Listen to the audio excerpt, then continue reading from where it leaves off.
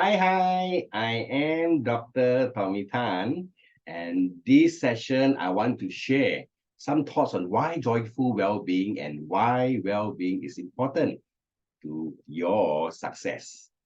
Now, first, why joyful well-being? Now, joyful well-being is a holistic concept that encompasses physical, mental, emotional, and even social aspects of health and happiness.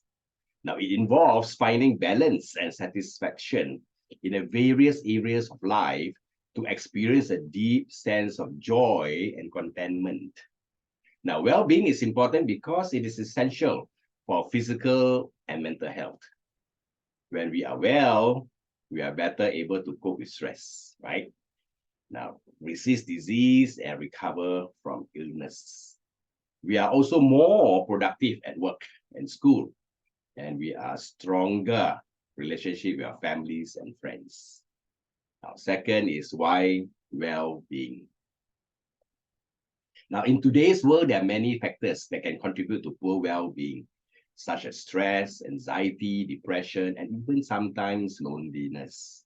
Now, these factors can be exacerbated by factors such as COVID-19 pandemic, climate change now we're experiencing, as well as sometimes even a political instability. It is therefore more important than ever to take steps to improve our well-being.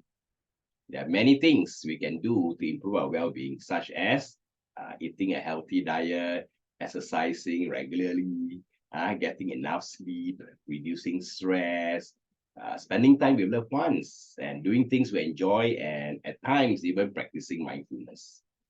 By taking care of well-being, we can live healthier, happier, and even more fulfilling lives, right? So here are some additional reasons why well-being is so important today.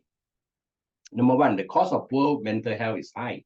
In fact, in the United States, it's estimated to cost 1 trillion per year in loss of productivity, healthcare costs, and even crime. So number two, well-being is linked to our ability to learn and grow. So when we are well, we are more likely to be creative, innovative, and resilient, right? Thirdly, well-being is contagious. When we are happy and healthy, it has positive impact on the people that surround us.